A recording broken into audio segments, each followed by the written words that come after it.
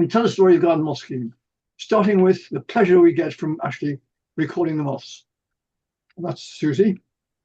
Then moving on to putting the numbers together, collecting the records and crunching the numbers quarterly at the end of the year. That's Evan.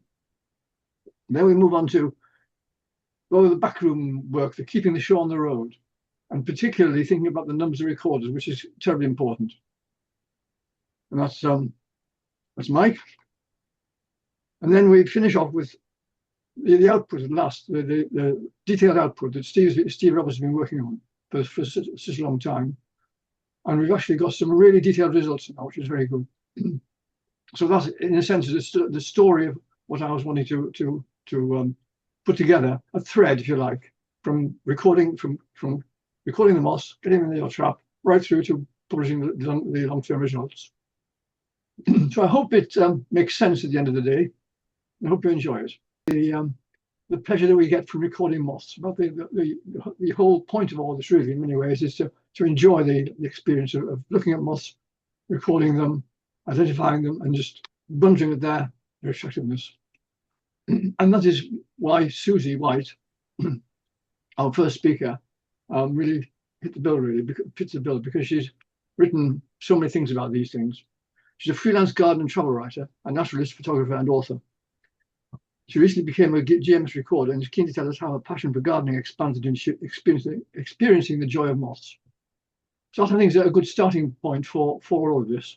And then we can move on to the more detailed areas of what we do with the numbers and actually recording numbers, because many of us, of course, start off by not recording numbers at all. We catch the moths and see them, but we don't record the numbers.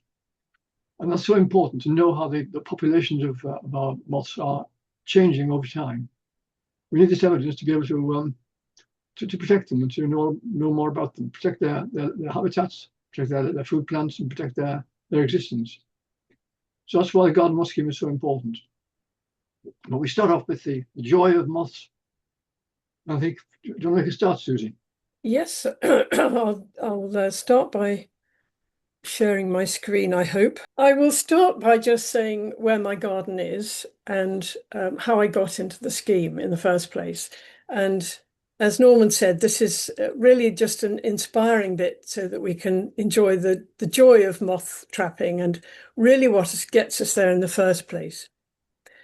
I live in the North Pennines in a little tucked away valley, and it's surrounded by natural landscape. It's in the AONB, as was National Landscape. And moths are part of the thriving ecology of the whole garden. So when we came here 15 years ago, the place was bulldozed and covered in rubbish and compacted soil. And it was completely a garden from scratch. So everything that we've put in has been in the last 15 years. And that picture that you can see there, which is outside the house, is full of pollinator plants. All those are pollinator plants. And this is the base of the pyramid from which everything's built up. So the moth element really fits into the whole thing, everything, day and night, all the wildlife that we have. So this is a corner where I can sit on a bench and I can look towards the greenhouse, which, living in a frost hollow, is an essential part of the garden for raising plants for the vegetable garden, for bringing on annuals. And within 2 years of making the garden, we were filmed for Gardener's World. And Joe Swift came down, and it was looking at how you cope with extremes of temperature. So we'd had a swing we're over a couple of years from between -18 to +30, so a swing of nearly 50 degrees. So the plants have to be very versatile and resilient, and yet, really function as the whole of this ecology garden. And sitting on this bench in the summer, I can be surrounded not just by plants, but by insects. Constant movement, which is what makes me feel so alive and happy. And you can see there's sea hollies, which are fantastic for wasps. alliums, lamb's ears, which are very good for a whole variety of bees. And although you can't see it in that picture because they come up a bit later, flower later, the evening primrose, which is such a good moth plant. And the one that I grow is Ornithera sulfurea, which is shorter than the big evening primrose, which people often grow as a herb. And it has a lovely apricot-y back to the unopened petals. It's a very lovely colour. And you can actually sit in the dusk and watch these petals virtually opening over about 20 minutes. And it's evening scented, so this is in order to attract night flying insects. So they're sent by day and night, and there's a mixture of annuals, perennials, and bulbs and grasses. The borders at the front of the house are enormous. They are unbroken by paths. There's just two cross paths that meet in the middle with some topiary that helps to anchor the planting so that it's not chaotic.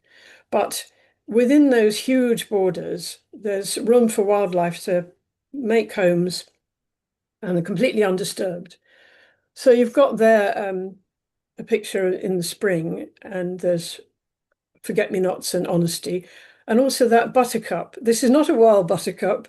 It's actually has the appearance of a wild buttercup, so it's just perfect for this kind of garden. But it's Ranunculus lanuginosus, which has a woolly leaf, a chocolate spot on the leaf, and it stays as a clump. So it doesn't self-seed, it doesn't move sideways, and yet it gives that wonderful feeling of meadow. And the garden is planted to feel like a big upland meadow because we're surrounded by some of the best hay meadows in the country. 40% of upland hay meadows are in the North Pennines. So the garden is to emulate that, to sort of get that feeling of the landscape around us, so that it isn't a garden imposed on the landscape, it fits within it. Now, as I said, we're surrounded by grassland and woodland, and this means that we pull in a variety of different moths that will be on trees and in the grasslands. And that's an evening picture when the light comes sliding in underneath the sycamore trees, lighting up the plants, and that's a great drift of sweet rocket, which is evening scented. So it's a great mix of habitats, and it's where habitats meet that you get such richness of diversity of wildlife. But I do especially love moths. They are fit into this whole garden, as I said. We have an owl box in the front of the garden, which has tawny owl chicks in it, and there's places we're by a river, so there's toads and frogs, and we have a small pond, terraces, a lawn, because I think a lawn's important for blackbirds to feed. It's the whole mix, really. Well, I wrote this book, and it was published last November.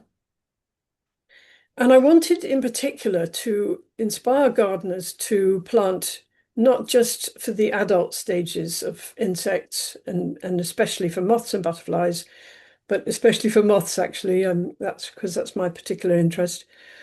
And to plant plants that have that are for the larval stages. A lot of books on gardening will miss this out. They talk about the nectar plants, but they don't really go into the plants for the larval stages. And this is so crucial if you want to have a great mix. It is actually thanks to the Garden Moth Scheme, and it was to Dave Grundy that I got into this in the first place. Because the AONB ran a free moth course over a weekend, and Dave came up and he was just so inspiring. He was just wonderful. And he set some moth traps at my garden the night before, so we had examples to look at. And then I followed it up the year later with another moth course that he ran down in Teesdale. So that was again a different area, different moths. And so I'd like to acknowledge that it was Dave that started me off in the first place. The book is illustrated with plants from my own garden, and I'm glad the publishers picked up on the humour of those little line of caterpillars. I just thought that was quite fun, and so they popped that in there. But this is very much a book that's written in response to what I actually see. It's experiential. So it starts with the description of a summer morning, and I'll read a passage in a minute. And this is when, because of setting the moth trap, I regularly have my grandchildren come down and have done over the years. And they love that moment in the summer when they come down and they look at moths. And that's my grandson on the left holding the poplar hawk moth. Now he's 3 years on from that, but it's in order to recapture that feeling, that merveille du jour feeling, that marvel, that I want to read this little passage out, because it's going back to those roots of what got us into gardening and moths in the first place that feels so important. It's a June morning, a day of ease and sunshine, and my grandchildren have just arrived in an excited flurry.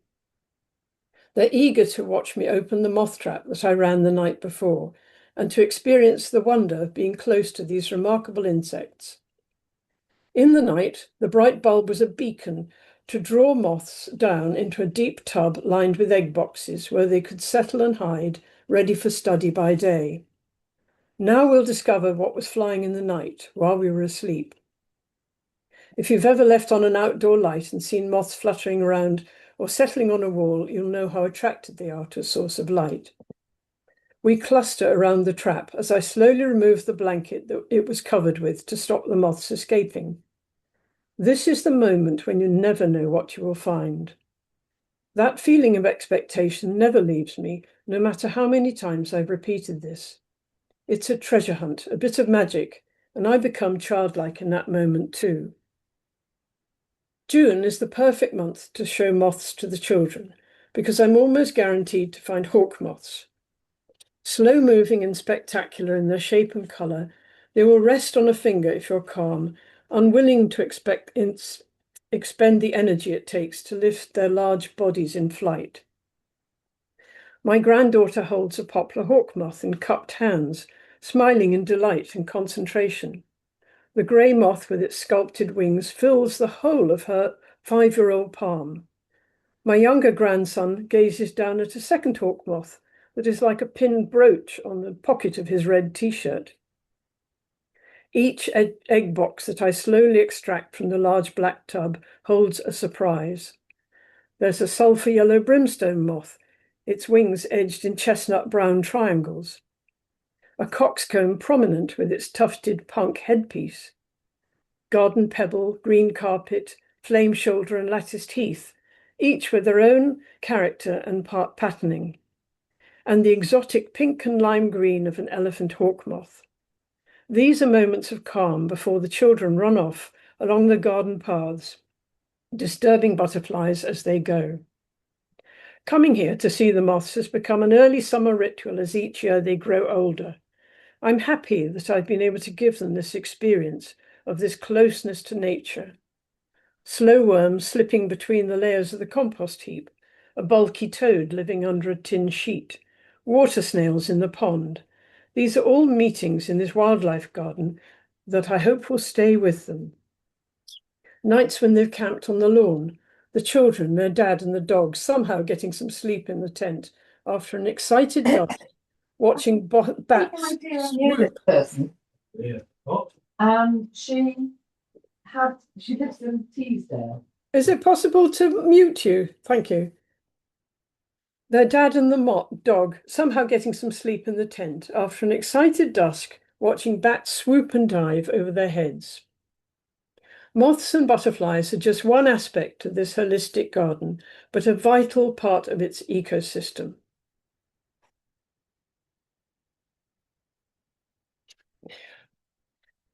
Well, it was quite a long time ago that I first saw angle shades, and this was the moth that really got me fascinated by them.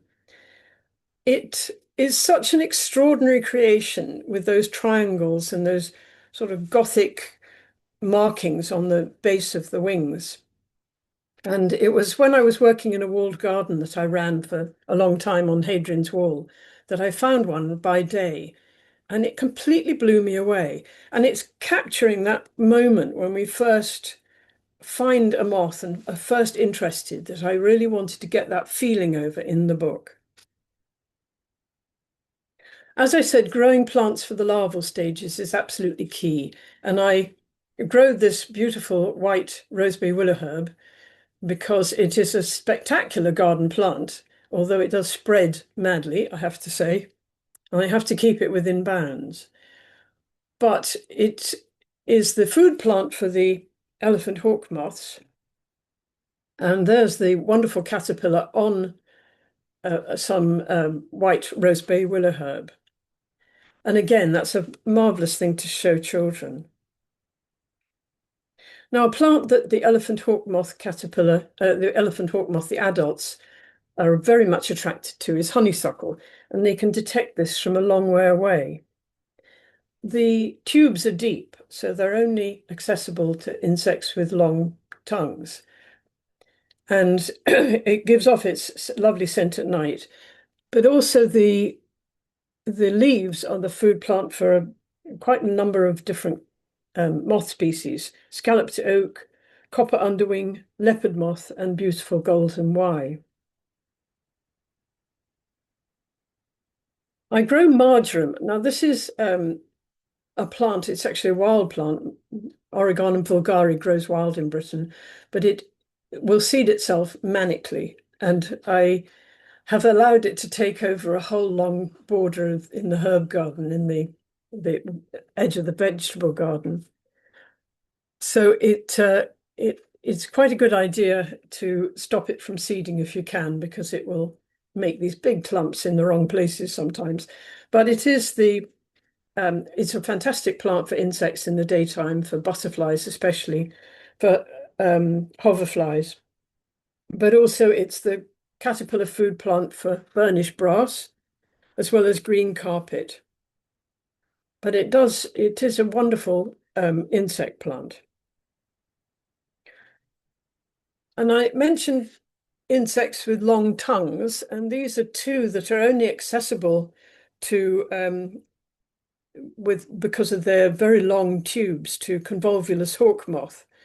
So a good plant to grow if you want to try and attract this migrant from Africa. It's becoming a more frequent visitor to the UK. And on the right there is Nicotiana sylvestris, which is a very tall nicotine plant.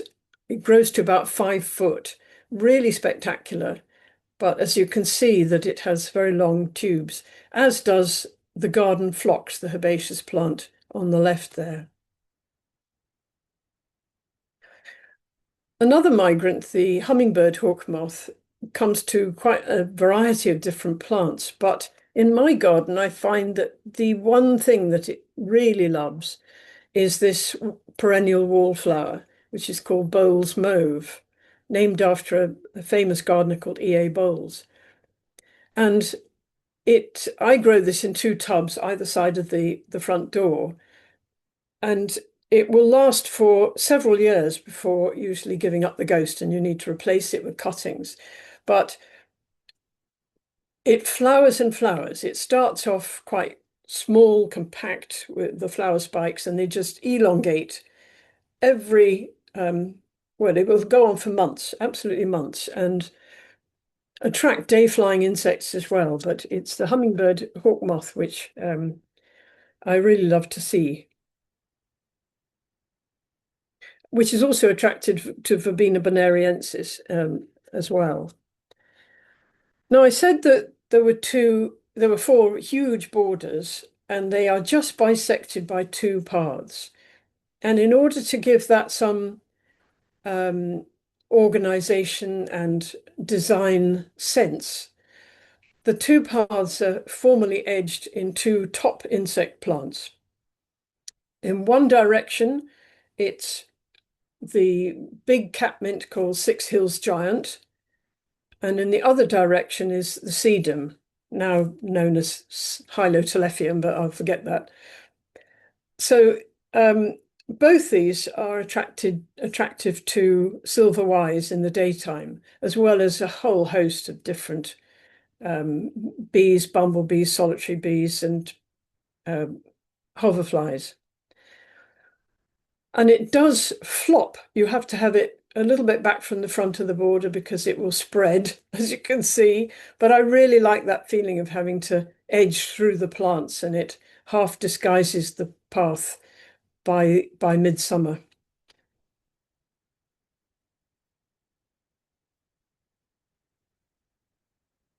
Roses are particularly, there's a whole host of different moth species that eat the leaves.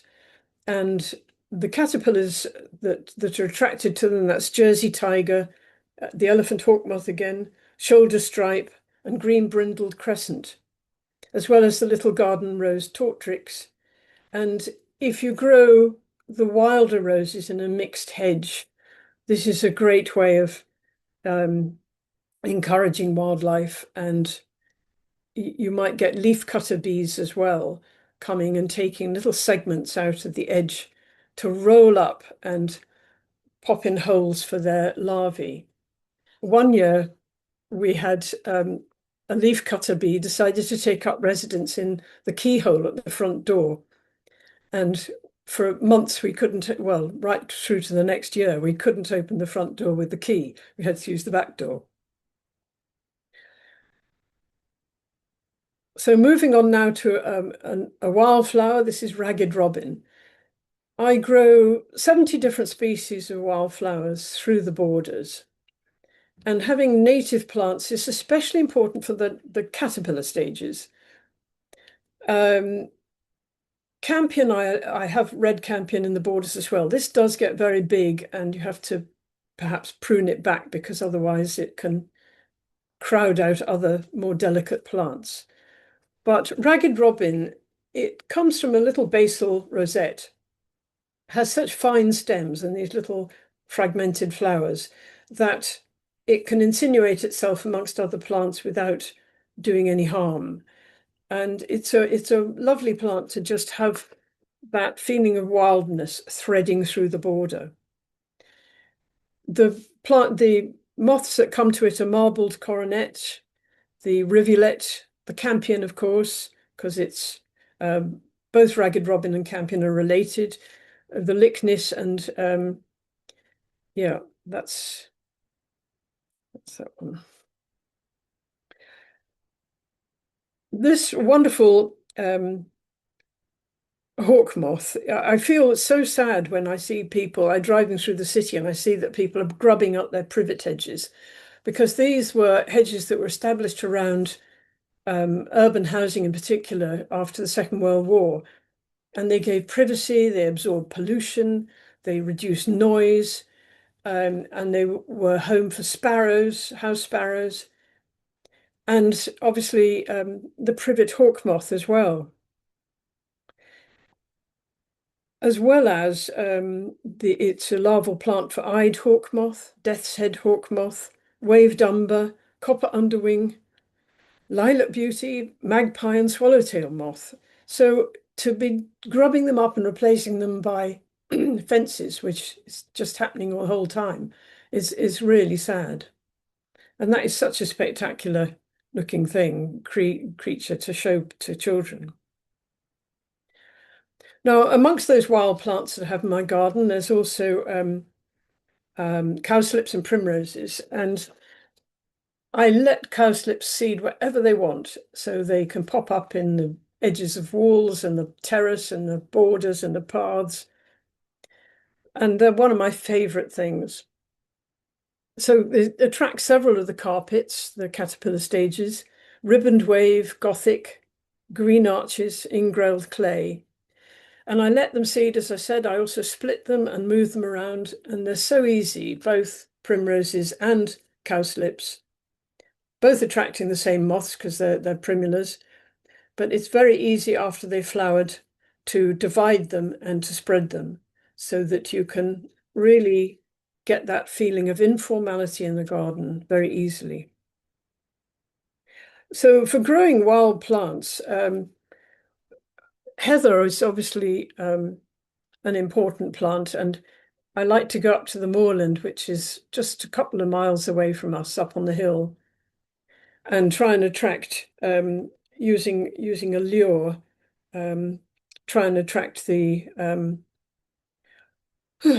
name's just gone out of my head. The fabulous emperor moth, and they can sense the lure from 2 or 3 miles away, and the males will just come zooming in. It's just fantastic and flutter around you.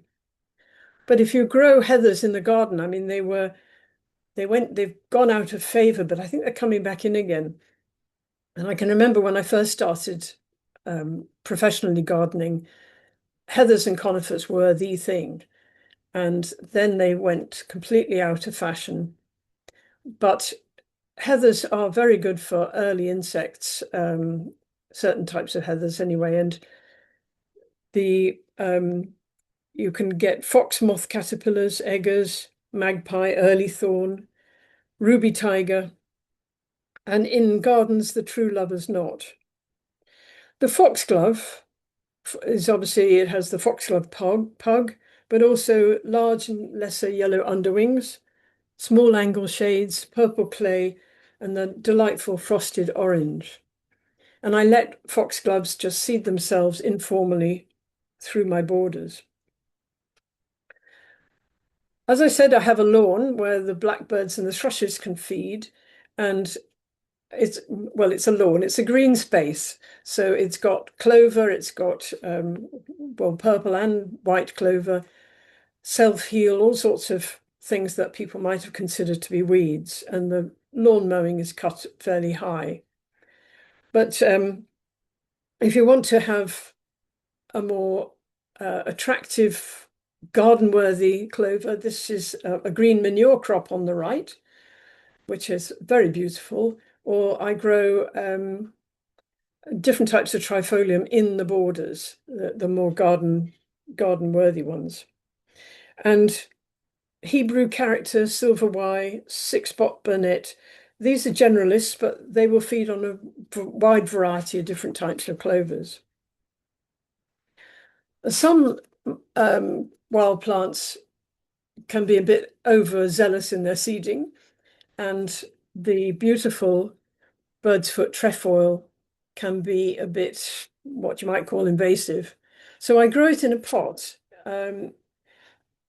and I just think that the color contrast between the yellow of the flowers and the blue pot is just tremendous. So I will cut it down when it's about to go to seed and let it come back up again. But this is a plant for the six-pot burnet moth, which is such a beautiful thing.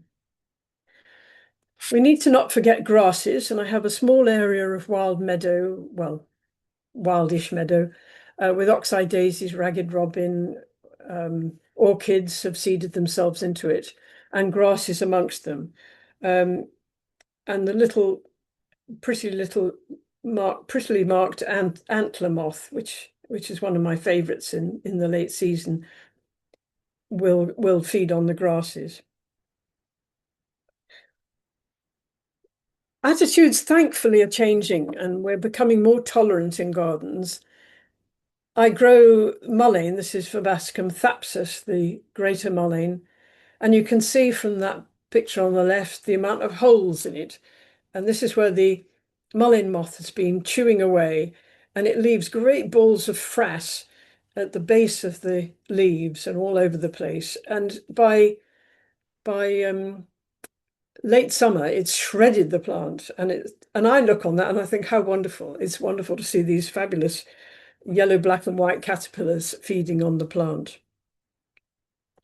Well, it seems like a very good moment to get the message out about moths to people because of the increased interest in ecology in the garden and in pollinators in particular. It was published, as I said, in November and had to be reprinted in time for Christmas, which is amazing. So it was obviously the right book at the right moment. So I'm just delighted to be able to share my enthusiasm with other gardeners. And as I began, in particular with children. Thank you. Thank you, Susie. That was very interesting. I've made quite a number of notes about your talk. Perennial wallflower, hummingbird hawk moth. Gosh, I have to get that. Birchwood tree fall in a pot. That's a very good idea because it's such a useful food plant for so many things. Is that? And the antler moth you mentioned, the antler moth is actually one of those moths that's decreasing quite rapidly as we're finding in the garden moth scheme. So garden moth scheme is pinpointing the species that are doing badly. Antler moth is one of them, I'm afraid. And lastly, I'm very glad you mentioned Dave Grundy. He, of course, was the guy who started it all off. Yes. Thank you very much, Susie. I gather you've got to go pretty much now. So I have got to go. I'll have to watch it on catch up afterwards. Right. But thank you very much, and I hope the rest of I'll look forward to seeing the rest of it later. right, great. Thank you very much, Susie. All right, bye. Bye. Right, we move on to what we do with the results. The quarterly results and the annual results are put together by Evan Lynn, who has been doing it for some time now. And of course, Evan, you also do really interesting pieces for the quarterly newsletter. So, over to you. Are you ready? Where are you? Where are you, Evan? Ah, there you are. There is this.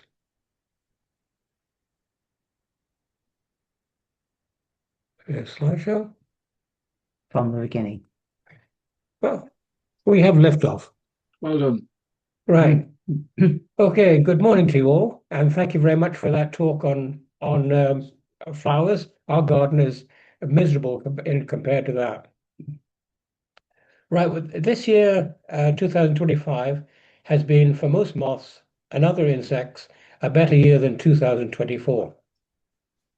However, before discussing the state of the moth world, I would like to show the distribution of our recorders around the UK, Ireland, and the Channel Islands. For those unfamiliar with my Vice County map, the number of recorders per Vice County is shown in red, along with a table listing the regions and recorders in a rough geographical order. I hope that this map is reasonably accurate, but it has been changing over the period since I started constructing it for this meeting. The number of recorders shown in each Vice County is not necessarily the number that existed at the start of the year. Some recorders commenced, but then withdrew from the scheme, either by personal choice or for reasons beyond their control. Therefore, the actual numbers shown are those who submitted in Q4 and had also maintained a continuous record for the year. Even then, the figures may change because some people are late in sending in their records. Some may also be removed, as the powers that be in the statistical departments may not be as lenient as I have been in enforcing the rules. All of this will hopefully be sorted out in the next few weeks. I hope that I have not missed anyone out, but my apologies if I have done so. I've also added another table, this time with the regions in order of recorder numbers. Unfortunately, these just skim the surface of the actual number of people who participate in catching moths. Each county coordinator knows only too well the problems of attracting more of these people to the scheme. You can immediately see that the distribution of recorders is unbalanced, with only a few vice counties comfortably in double figures and several with only one recorder.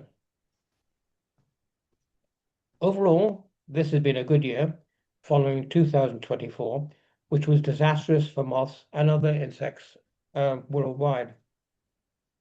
Large gains were made, with average moth numbers exceeding those of all years since 2015, apart from 2019, which was truly exceptional.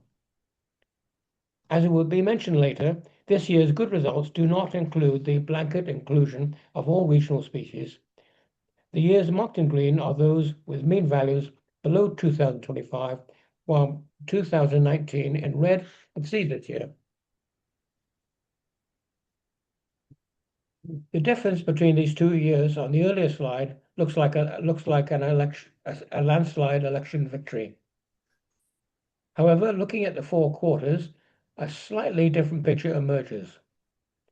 Only quarter 2 was a decisive victory, with quarters 1 and 3 slightly ahead, and quarter 4 weighted in favor of 2024.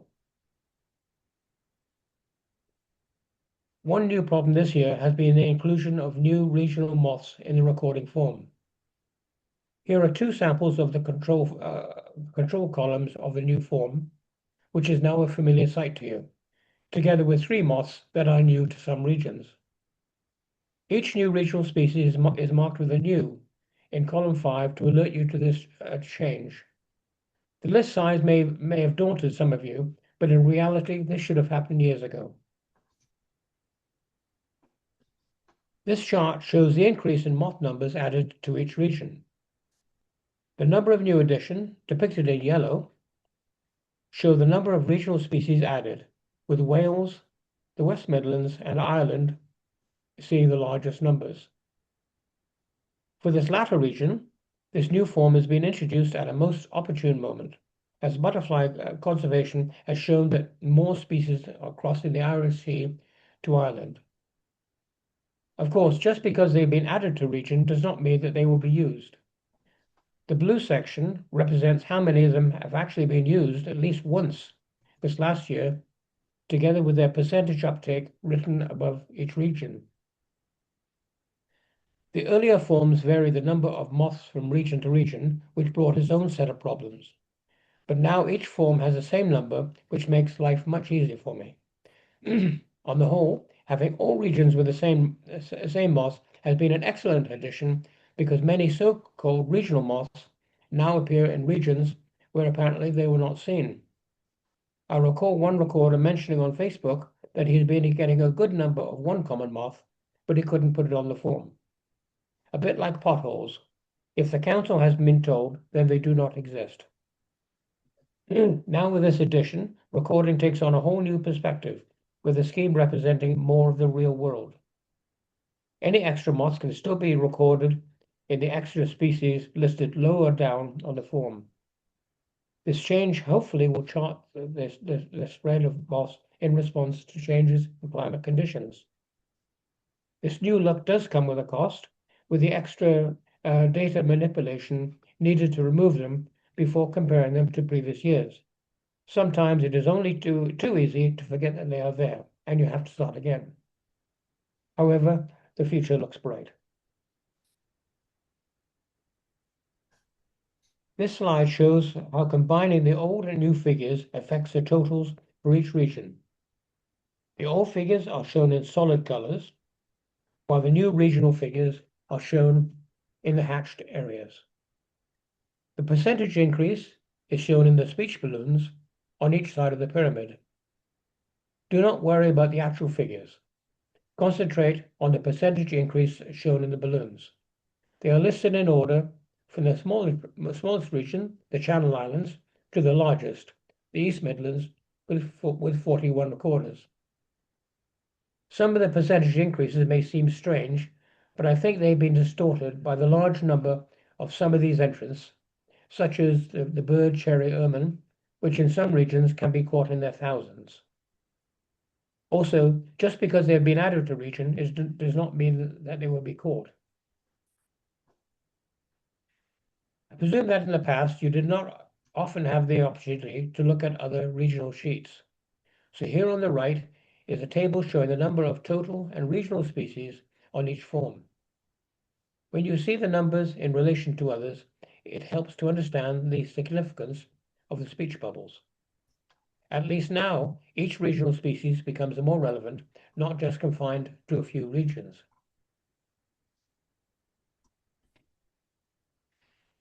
Combining the two sets into the new norm places them in descending order of moth numbers without considering the number of recorders involved.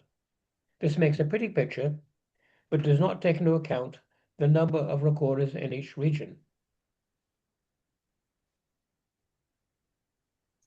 Once the regional numbers are averaged, the game of musical chairs begins.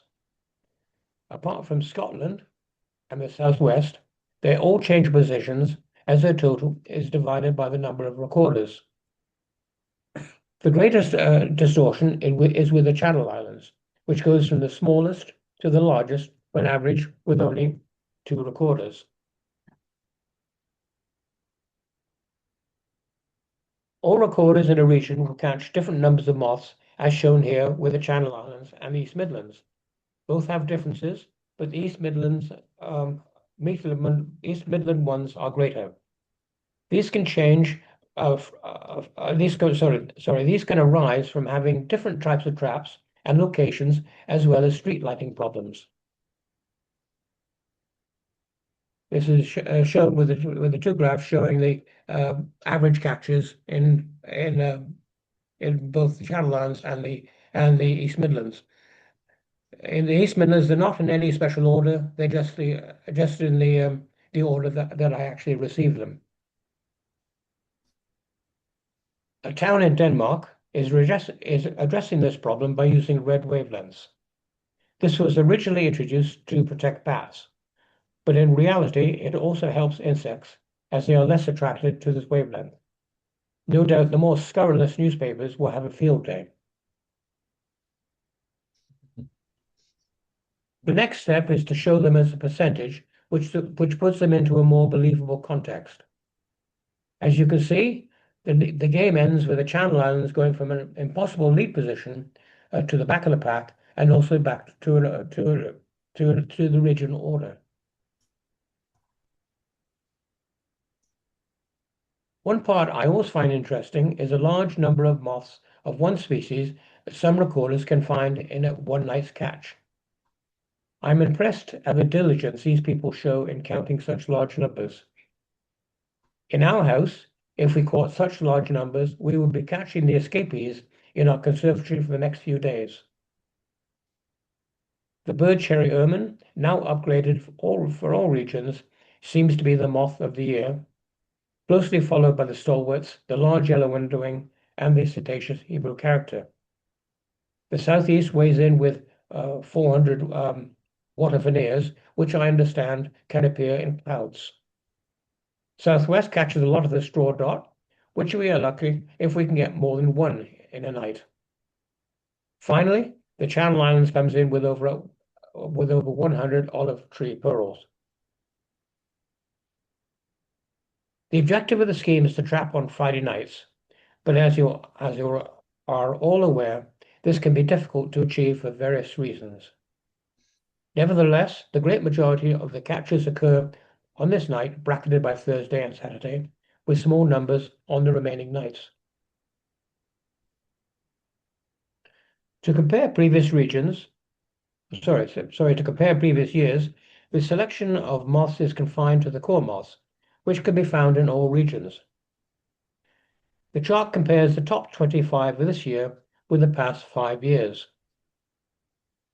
For each moth, I have taken a year's mean and subtracted it from 2025. Worse years are colored in red, while those that exceeded this year are shaded in green. Looking at the patterns, rather than actual values, you can see which species have excelled this year and which have not. Certainly the straw dot and the dingy footman have not fared well, while the common quaker has had an unstable history.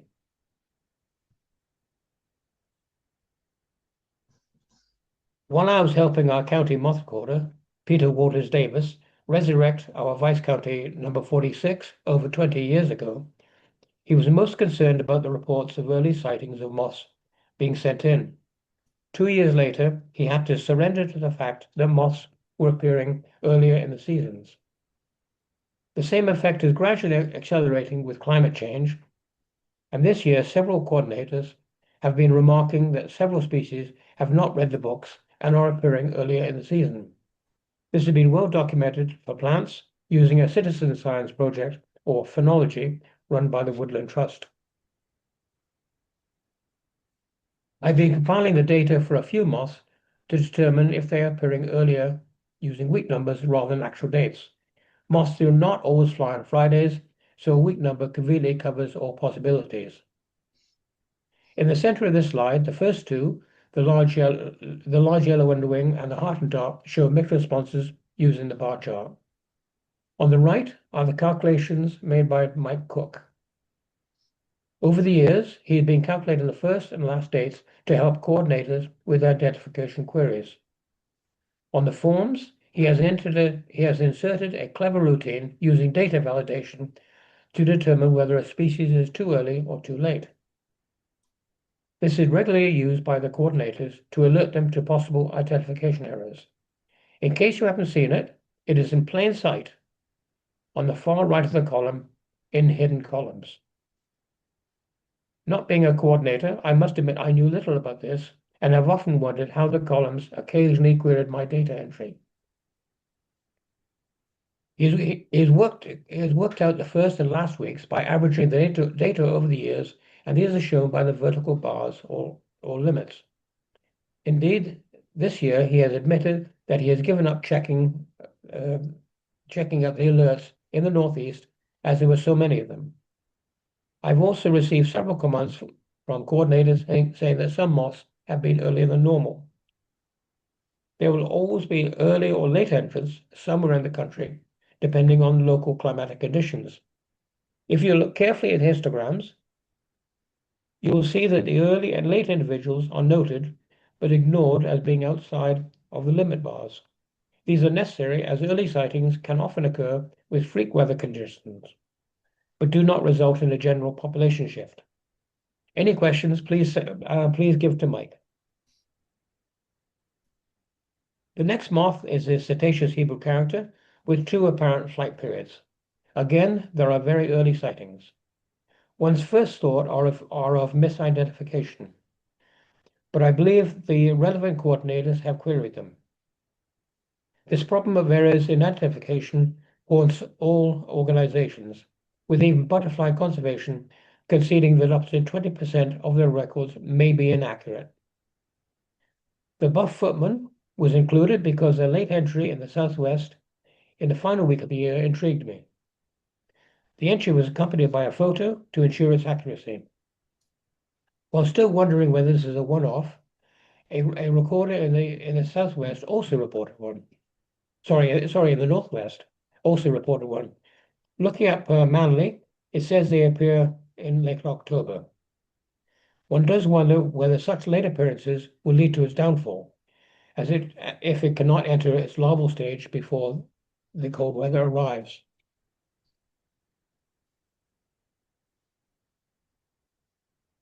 While we concern ourselves with positive repercussions over here, other countries are having to come to terms with the fallout. In France, the French authorities have issued a warning about the pine processionary moth caterpillars, which have appeared 2 months earlier than normal.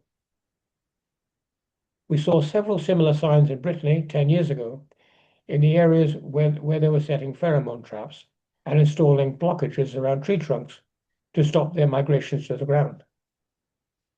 Finally, to round off this talk, I include a few slides showing the flight period of the popular hawk moth. A popular moth, as we've just heard from the last talk, that attracts children's attention because it seems to stay on a shoulder forever.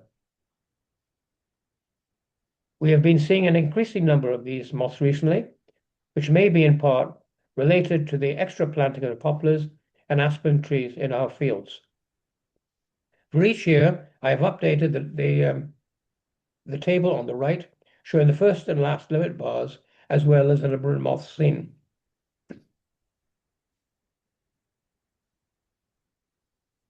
Thank you for listening.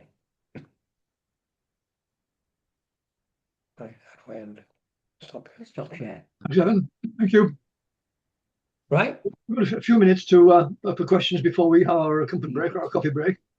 So, do you have any questions for Evan? Good.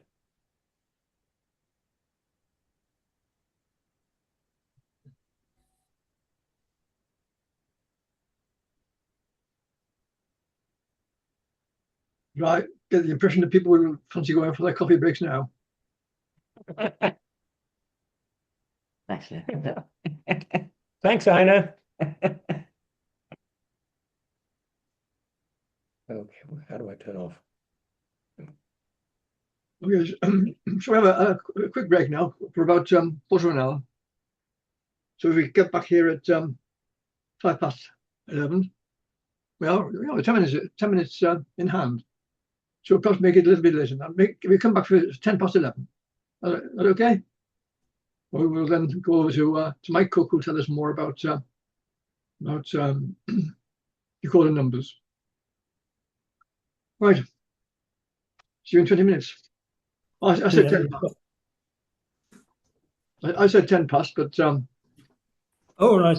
Give it another couple of minutes then. yeah. Yep.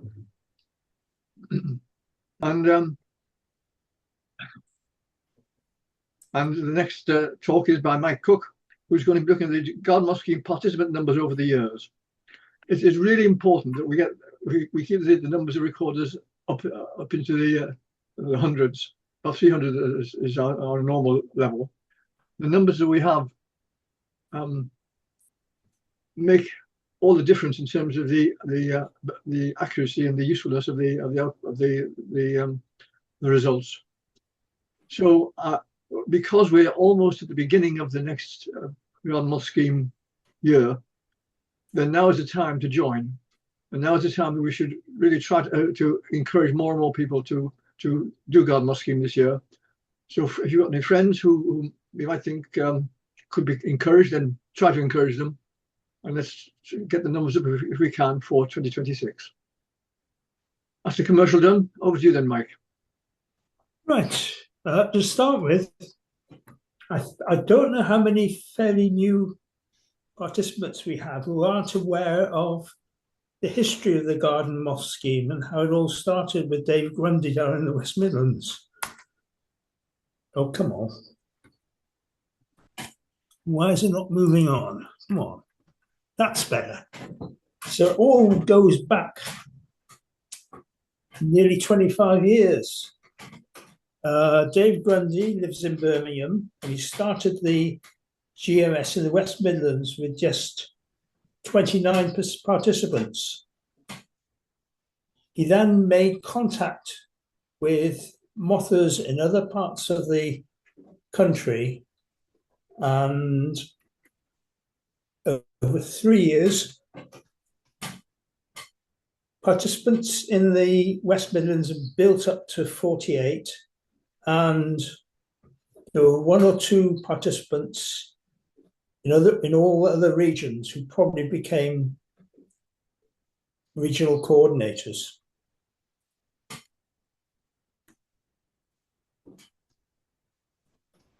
By 2009, there were multiple participants in all regions, ranging from 6 in the Channel Islands to 67 in West Midlands. So that's what the number of valid data sets looks like by year. So we're steadily running between 350 and 400 until the last couple of years when numbers dropped down.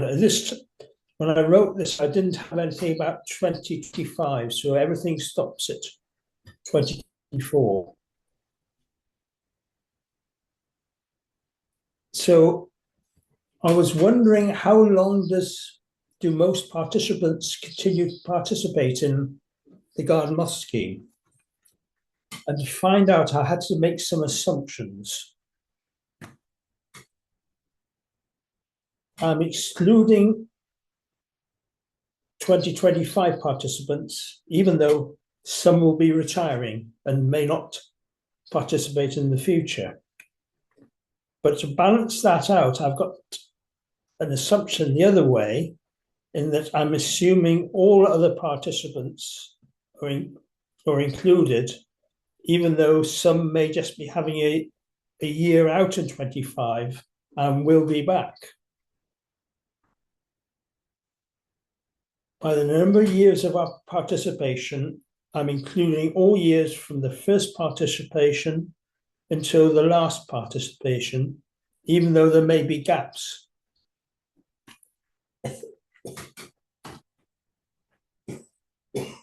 There will also be some retirees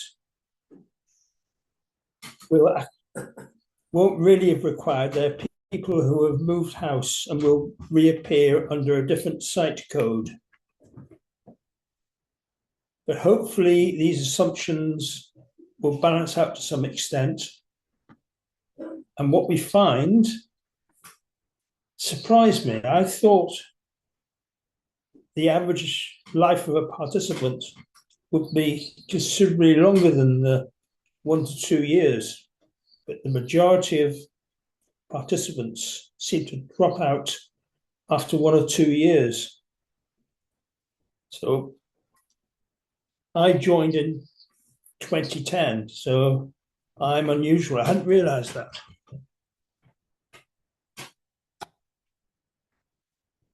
So how many participants retire each year? And again, I'm surprised a number. The average runs just over 50.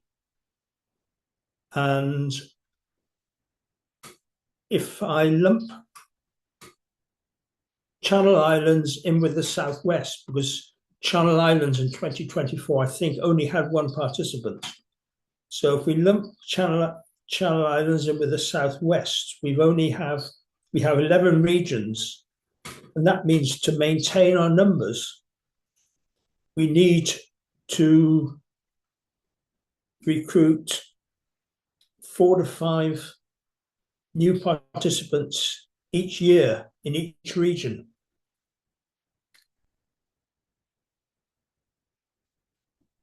Not all regions are the same. Some regions are doing all right. So happens these I didn't choose these are the regions which were fairly flat. I chose these just as the northmost regions. Now, northeast region, as you can see, there is steadily climbing, and there's a reason for that, and I'll come to that later. But up Yorkshire, northwest, Scotland are fine. Ireland's dropping a bit. Wales is fine. West Midlands seems to have peaked around the time that Dave Grundy decided to hand over the West Midlands as regional coordinator, and numbers have dropped quite drastically there. East Midlands is doing fine. East of England is doing fine. But both southeast and southwest, again, are falling from a maximum around 2012, 2014.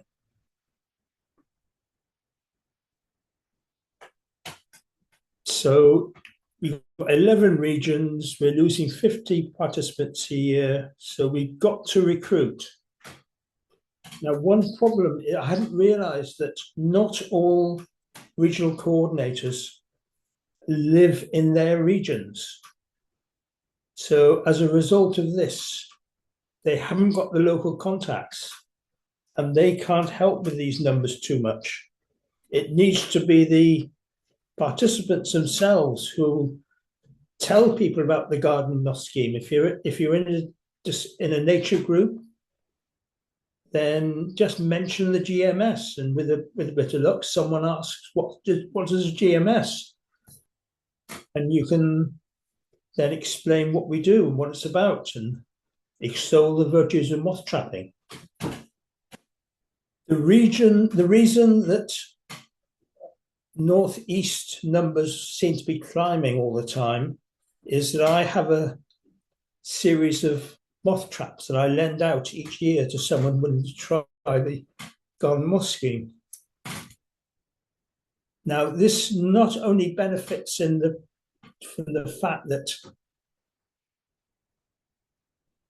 normally about 2 of the 5 traps I lend out lead to people buying their own traps. But there's also the fact that I advertise the loan traps and in Natural History Society, bird clubs, wildlife trusts, local nature reserves, and the local environmental records centre. And that advertising moth traps to be loaned out also acts as advertising the GMS to people who already have their own trap. And over the last 3 or 4 years, I've had extra people join the GMS who probably wouldn't have heard of the GMS if I hadn't been publicising the loan traps.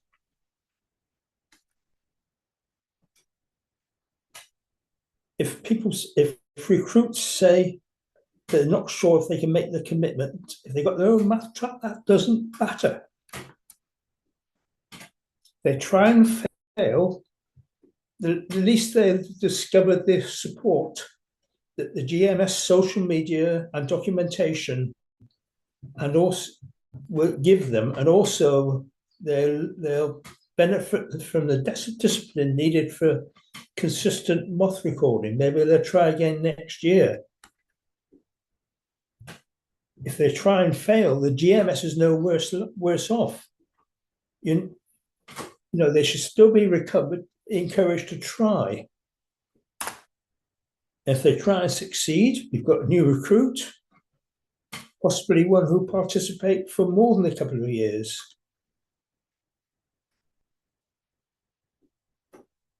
Now, fortunately, that was over much faster than I thought, but I've got a second presentation. I don't know if I told Norman about this, but there is a recording software called MapMate that, well, see if I can start this other presentation.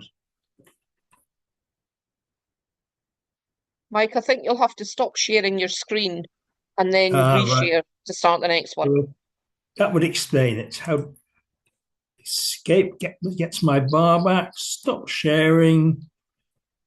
Right. I mean, I don't know how much interest this will be, because I don't know how many MapMate users we have in the GMS. My impression is probably about 20 or 30 out of 300, so not a lot. But I don't, you know, I use MapMate. I'm the only person in the Northeast who uses it. Other people, other regions I know have a lot more participants who use MapMate. So I'm just gonna, right, MapMate.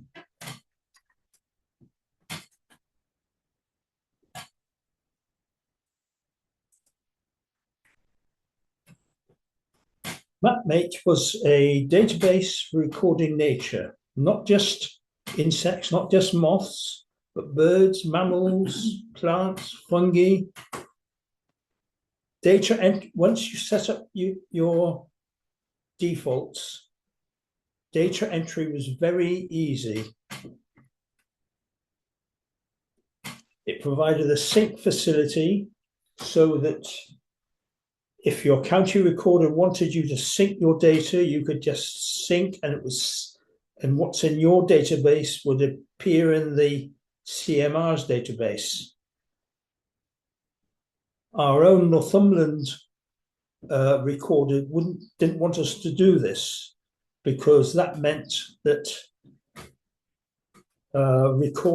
records appear in his database, which he had no control over because they didn't belong to him.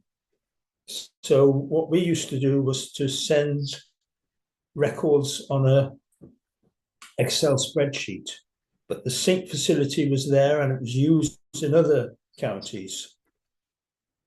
It was based on very old software, but very good software that was reliable. It was supported by a guy called Mark Yates, who unfortunately retired in 2024. And Mark's support and maintenance was phased out in the autumn of 2025. So you can no longer buy new copies of MapMate. However, Les Evans-Hill recently retired from butterfly conservation, and Les is doing his best to keep MapMate going.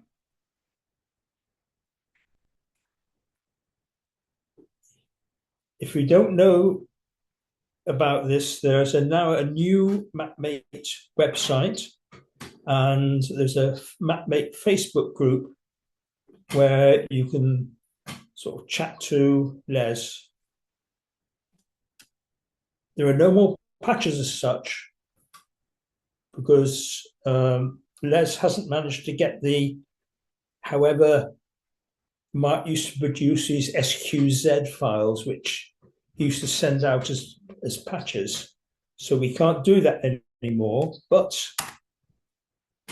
we can get some updates to taxonomic lists from the Facebook group and the website in the form of the whole library. For instance, Les can provide you with taxa library _new.mdb, for instance. You can then put that into the same folder as taxa library, do a quick renaming,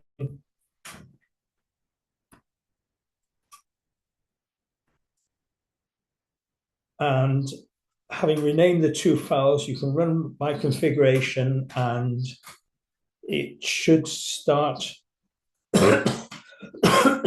MapMate should then work with the new taxonomic list. I've tried this and it works fine. During February, a new taxonomic list for moths came out, and I follow the instructions carefully, and they're now appearing on my copy of MapMate. But be very careful, follow these exact instructions exactly, because if you break MapMate, Mark Yates isn't on hand to tell you how to fix it. Now, a lot of county recorders used to use MapMate, and my impression is that the future of getting where county recorders keep their record is that they will use iRecord.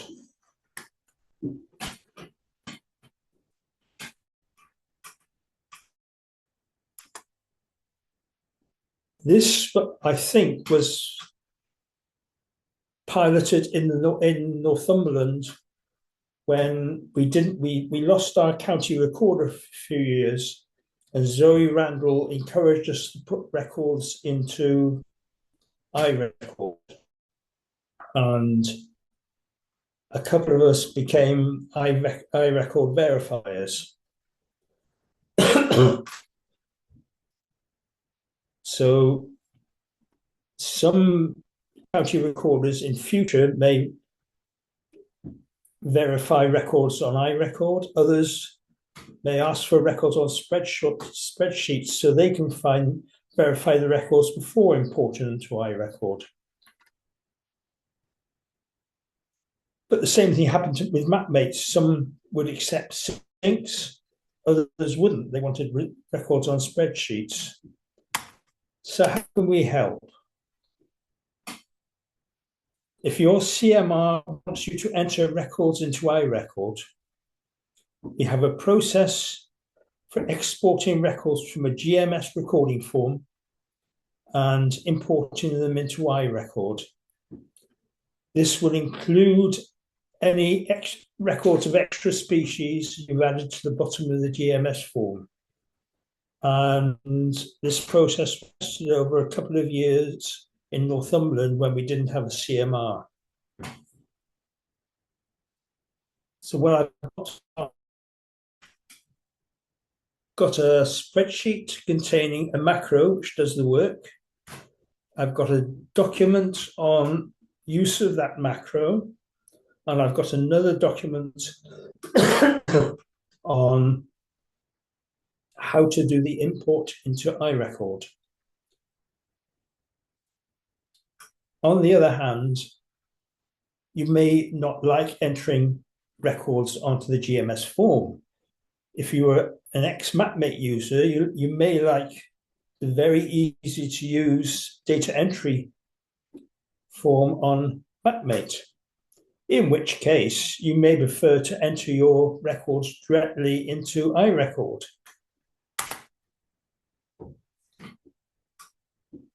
I'm working on a way of exporting records from iRecord and converting them to the format that used to be produced by the MapMate GMS query, so that GMS MapMate forms will continue to work.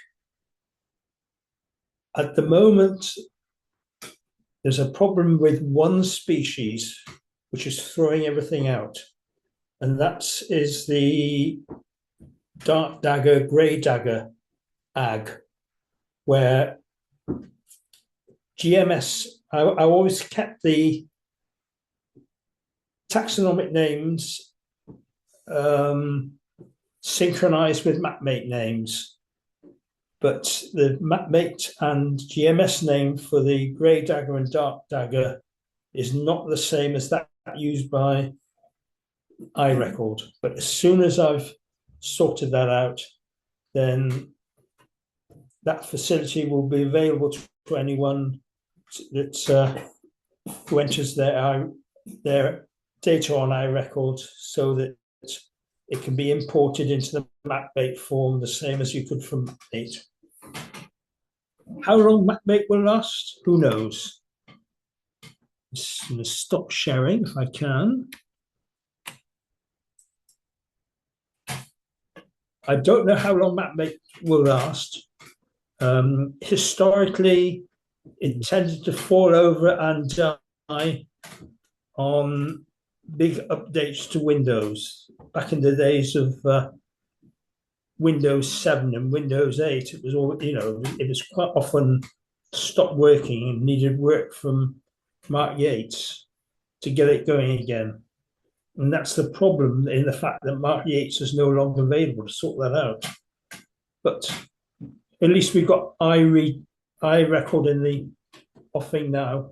It can be used in a similar way, possibly. Right, that's it. Thank you very much.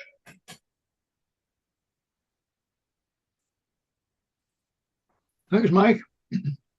I mean, I don't know, Norman, what you're a county recorder as well as a regional coordinator for the GMS. I don't know what you brought away from the county recorders meeting at the end of January about MapMate and iRecord. Very little. Right. But just to say, you start off by showing how many years individual recorders had been recording for Garden Moth Scheme. I'll be starting my 22nd year this year. You must be way down the right hand then. Yes, I'm a county recorder. I'm also an iRecord verifier, and I've got to manipulate all this data to put into my county records. I've used your input data, transfer data or your procedure from transferring Garden Moth Scheme data to Excel. I keep my records in Excel because I can manipulate them as much as I want. So I found your transfer data procedure very useful. The only trouble is you've got to make sure that people fill in all three columns of ADB number, scientific name and vernacular name. Otherwise, you've got to find those separately as well. Yeah, I mean, what I do there is when I'm reviewing the forms, I fill in if the ABH number and the taxonomic name aren't there, I fill in those for the extra species at the bottom of the GMS form before I sort of convert the data. It's a As pain, you say. isn't it? It's a real pain.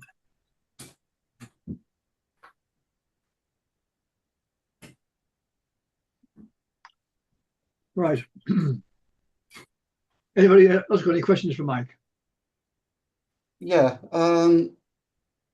it seems that the problem we have is not getting people in, but keeping people. Yep. And do we have any anecdotal or any information about why people only do it for a short period of time? I mean, I can speculate on some things, but obviously the people who try it for 1 year and then find they can't do it. There's always going to be that, because you've got and we lose people because they moving house is the other thing that's obviously. I mean, the people they appear, but I knew there would be a lot of people on short duration in the northeast because of my loan scheme. Because when I loan traps out, probably only 2 on an average people then buy their own traps. The other 3 would just be there for the 1 year. But the number of short period participation far outnumbers what could be explained from my loan traps in the northeast. So this is a problem overall. It's a problem. GMS, it's a problem on national, isn't it? I mean, I wonder about the actual reporting effort as an issue here. I don't know other people. I mean, perhaps there are people who've got lots of people here as to what is hard about the GMS. And what is hard for me, or would potentially hard for me, was having to enter the data twice into 2 systems, which is why I went for MapMate, and now I'm trying to work with you and to get this iRecord thing working, so I don't have to enter the data twice. And I've certainly talked to people who said they trap every night and stick the data into iRecord or whatever, but haven't got the energy to go and re-enter the data and give it to GMS, even though they've actually done the trapping to our scheme, to our standard, as it were. But they've got a problem. The problem is actually the amount of time it takes to enter the data again. I don't know I'll be interested what other people thought about that, and is there something we can do? Obviously, what you're doing might help there. Any ideas? But because there are some people who tried for a year or a couple of years and then stop and then start again later on. So I've got a few in Wales who've done that. Yeah. So they've done it for 4 or 5 years or even longer than that, but with the odd break in the middle. And people move house as well, of course. I mean, one thing I did find that worked, I managed to, from Roger, I managed to get a list, when I first started out as a coordinator, a list of past participants in the northeast, and on the off chance they may still have the same email address, I emailed them and asked if they would consider resuming participation in the GMS, and about 3 of them did. So that's, you could always try that maybe every 5 years or something, just to see if anyone wants to come back. Yes, good suggestion. The other one of the things from looking at data, I wonder, is we tend to be, I'm not sure quite where in the system we filter out those that only complete a partial year. But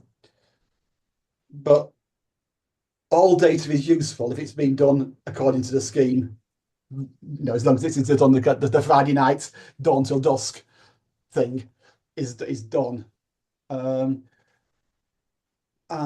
are we putting people off by not say you've got to join right at the beginning of the year when there are no moths around, or very few. You know, it's much more encouraging to join if you can join in May. When I'm not in May, there's nothing in May, in June. I suspect the statisticians might have difficulty with that. Well, I do. I'm the statistician. You know, I have no problem at all with with partial data, as long as it's collected according to the scheme. But certainly, I filter those records out. I save them. I save them as sort of John Smith part, so that I don't send them to Audrey then for the main database. I've still got them on my Yeah, as I say, that data is still useful data actually, for some things, not for everything that you want to do, but lots of things you do want to do. That's still useful data. It's a fairly small proportion. Yeah, yes, I know. It's not smart. It's not going to make much difference to it in practice, but it's not going to make a difference in practice to what we do with the data. But does it? I'm thinking about participation, and encouraging people, and I think that's the most we can do to encourage people. And I do think actually saying you can start partway through the year, because nobody's interested in moths in January anyway, when we're trying to get people involved. So I wonder if there's a time, if it's saying you can join any time rather than the beginning of the year might help. Yes. And not putting people off if they couldn't, but say try again next year, you might be able to do better. One thing I would say, so to everybody who's watching this now, if you're not already a recorder, please try and join, because now is the time to do so. The best time is now, because you get a full year off you, don't you? Yes, that's and you see the full year. I think the nice thing about the scheme is you start when there's virtually nothing, you end when there's virtually nothing. And you kind of see the whole season. I like that, although it is very discouraging in sometimes early on if you get bad weather. Sure. As I was saying earlier on, before we started, I had 7 moths in my trap last night, and 7 species. Yeah. Even though it's still February and fairly cold, still moths to be found. Yeah. And some of you wouldn't get it later on in the year, of course. You've got a better garden than I have, though. No, may I say something, Norman? Please do, Sue. Yes.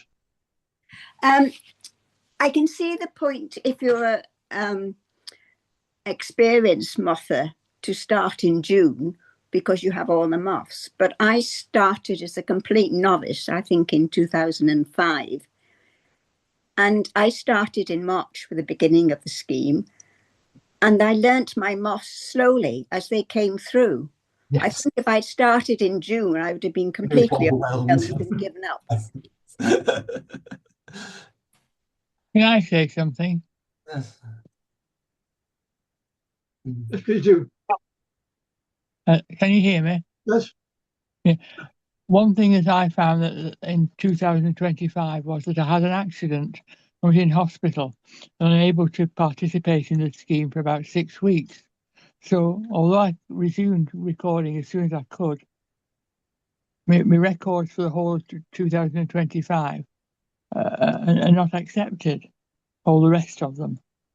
So I think you're only you're only allowing 2 weeks of non-recording.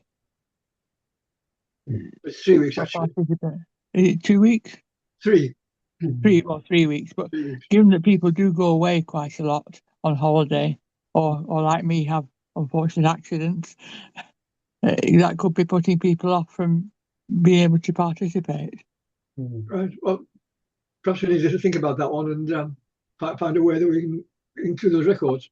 We're going back to you, Sue. I mean, as I recall, we started off helping quite a lot to identify the moths, and as a county moth recorder, I was able to do that. So I mean, I think that the training that we provide to new recorders is helpful as well, and I hope that area regional coordinators are able to give that training. Mm-hmm.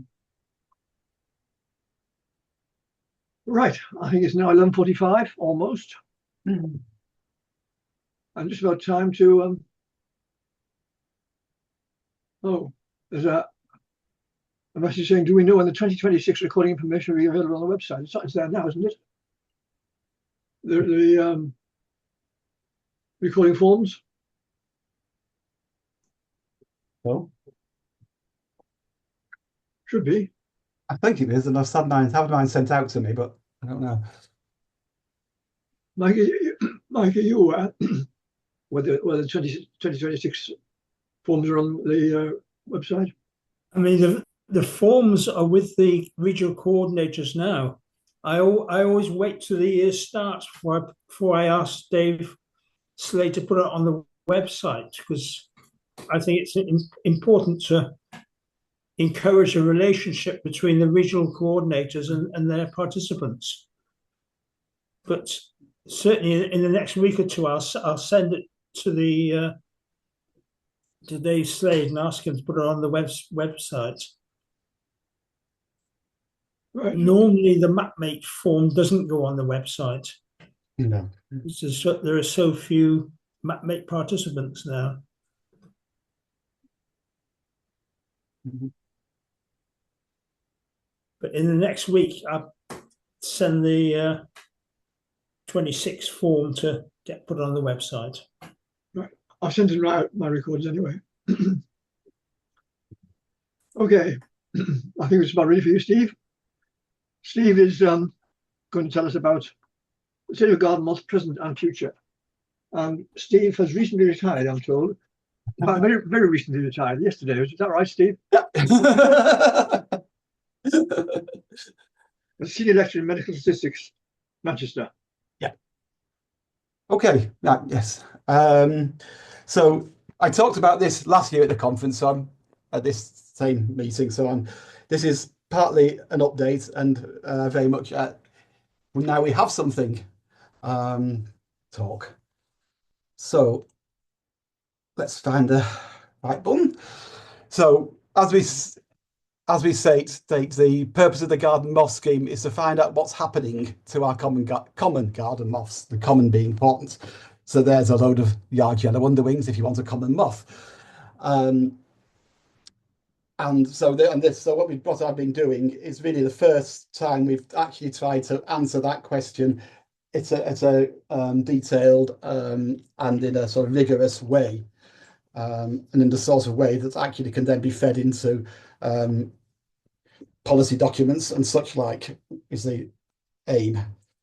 So I've been a GMS recorder for 11 years in a very much the opposite sort of garden than Susie was talking about in Stockport. And yes, as you say, I've retired just now.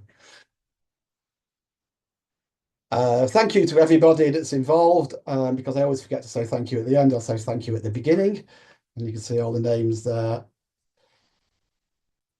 So what I'll talk about is what's new from last year, from what I talked about last year. So I'm not boring those of you who were last year, and tell you about the report, the State of Garden Moth report that we've put together, and some sort of give you an overview and some take-home messages, and then look through some of the stories for the individual species and talk about what is coming next.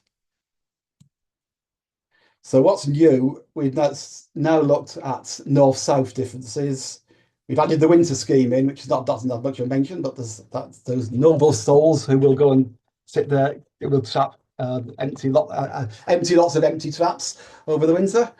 We've got the report and the single species report accounts. We've also got a series. I've also put a pile of what I call technical reports, just because I couldn't think of a better word. Just bits and pieces, all stuff, information about the scheme, about the data, about what we've got. And all that's on the Garden Moth Scheme website. And there's now a new bit called Results, which has got all this stuff. And it's also got all the scientific papers that we've have been published over the time has also been, they're all listed there as well. So we've now got, I think this is part, I think when we talk about recruiting, we've now got up front something saying we're getting something out of this scheme, this is what it's doing, this is useful data doing useful things, which I think is something we can talk about as part of the marketing the scheme and trying to get other people to participate. So we have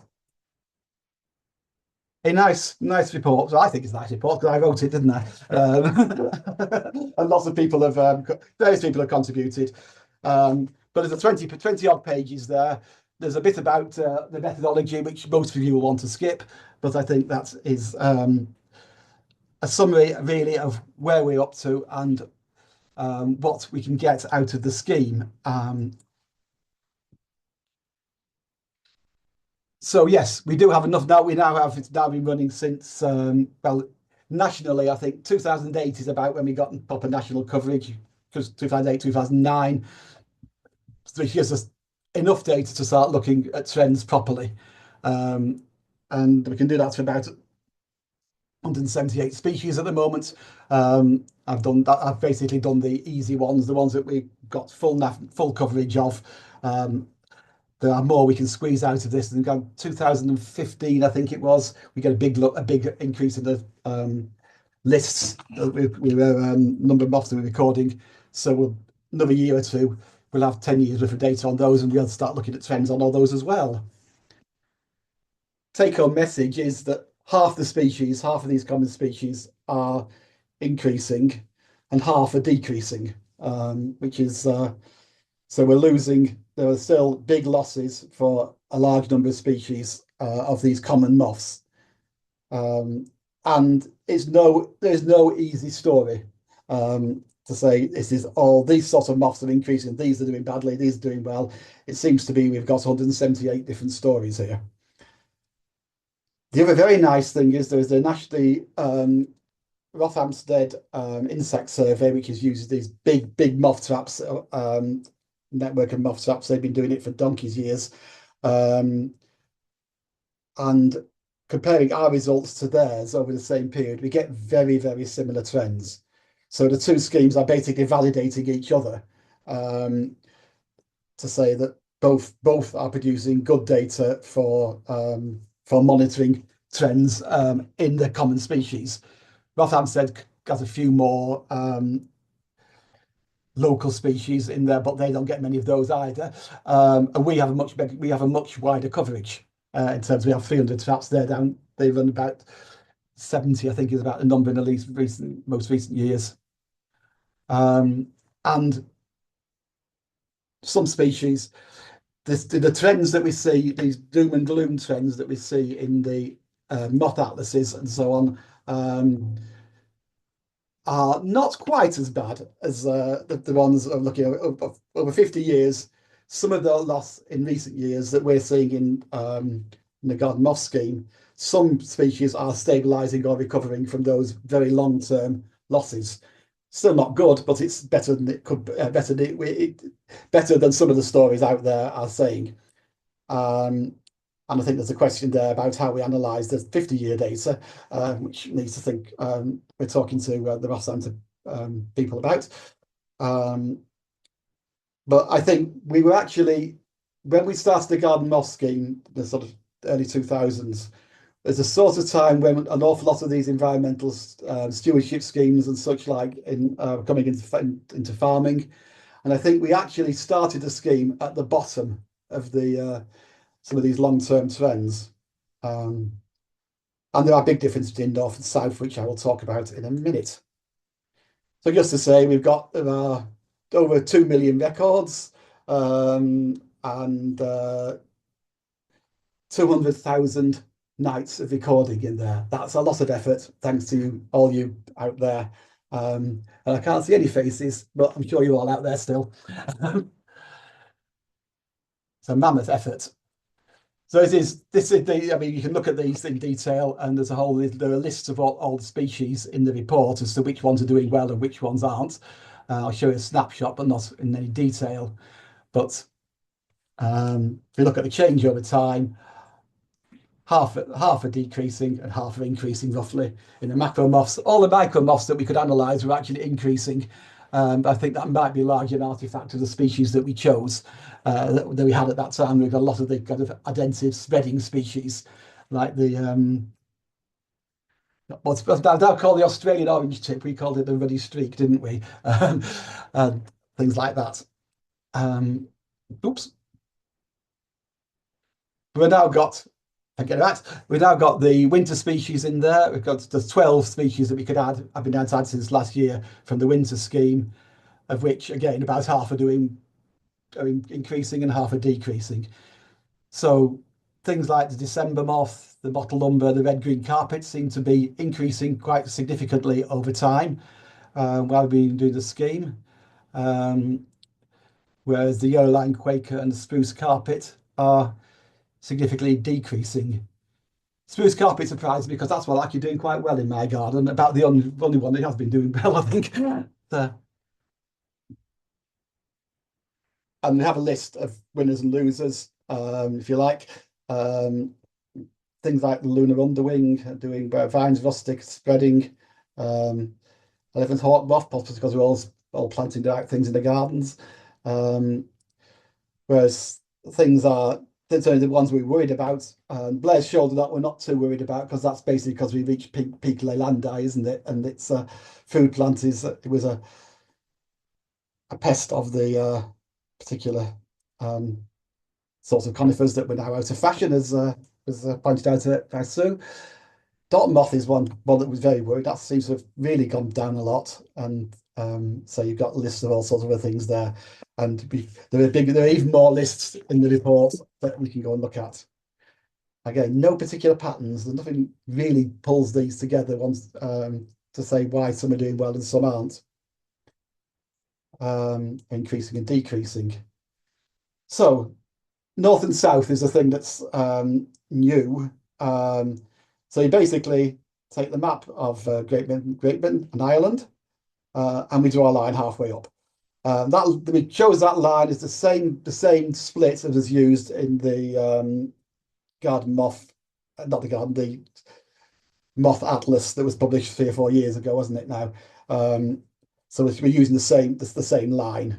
So it's basically Yorkshire and above, and the Northern Ireland and half of the northwest.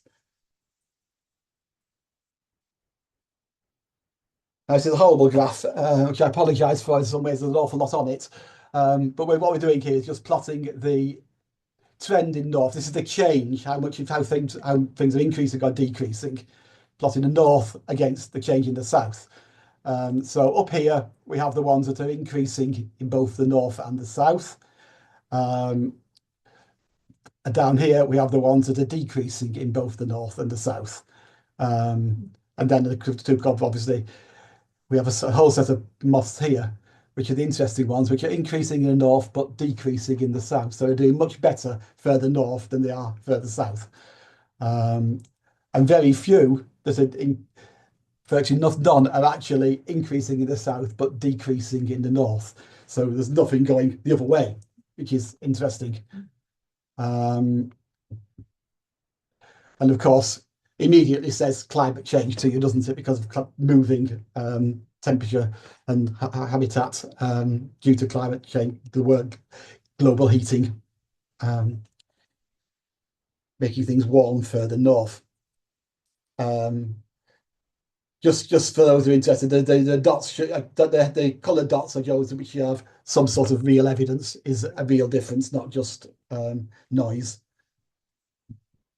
So most species are doing better in the north than the south, which sounds like climate change, possibly. It could be other things, of course. It's all very complicated, and I might say more about that later. But of course, further north you go, we get fewer moths. So we might be getting, numbers might be increasing, but they're increasing from a lower base. So even though if you're doing better in the north than the south, you might still be decreasing overall because you're increasing where there aren't many and decreasing where there are lots. But that is a very strong picture, I think, that for regional differences, and I say on a very crude north-south split. There's only 4 species which are doing better in the south than the north. And I'll show you one of those later. And what we have is 178 then accounts of each species, which you can look at. There is a 200-page probably waving it. There's a 200-page PDF if you want to download it that way, which has got them all in. Or probably more sensibly, there is on the website, Dave has put together a little form, a page where you can scroll down, find your favourite moth and click on it and find out how your favourite moth is doing. And you get something that looks like this. This is one example. This is the lime speck pug in that of our favourite pug. So what you have is a little bit of blurb at the top, which tells you a little bit about the moth, what the historical data in the moth atlases says about it, and a little summary about ours in sort of one sentence. Then we have this is a little table just showing how many moths there are recorded, either all together or that's actually contributed to the trend analysis. And you can see how many traps actually recorded it. So this species is seen in half the traps, half the people, and in any 1 year, round about half the people will see a moth, see one of these or more. Then we have some distribution maps at the sort of beginning, middle, and end of the period. These are not very easy to interpret because the traps move. We've got different people in different gardens in the different time periods. But we've coloured in red are the places where the moth has been seen. Now, because we've got systematic data, and this is where systematic data really wins, we can define presence isn't just that one random person saw it once. It means that on average, you would see that moth once a year. So we really know it is present and everybody will see this moth. On average, you see it once a year, and that rather than just one random one turned up because somebody had been driving down that part of the world and it came out of their car or whatever. But it's not the easiest thing to see because of the movement, the traps are not in the same position. And then the real analysis is down here. We get the flight periods, and this is flight periods for each year, going from blue for both for the longest past and red for the most recent. And you can see in this particular moth, there's quite a bit of variation from year to year in its flight period. And then we get the hard numbers, which is the trend. So we see the numbers in each year. This is all adjusted for all the traps being different designs, different places. So you're actually looking at the trends within each trap and then putting them all together, basically. So we take out all the effects of your gardens being different and having street lights in some places and different sorts of traps and different sorts of lights. So that's all taken out of there. And this is the sort of real numbers, real change in numbers. So you can see, and this particular one is doing quite a lot of up and down. You almost think it got a periodicity in there.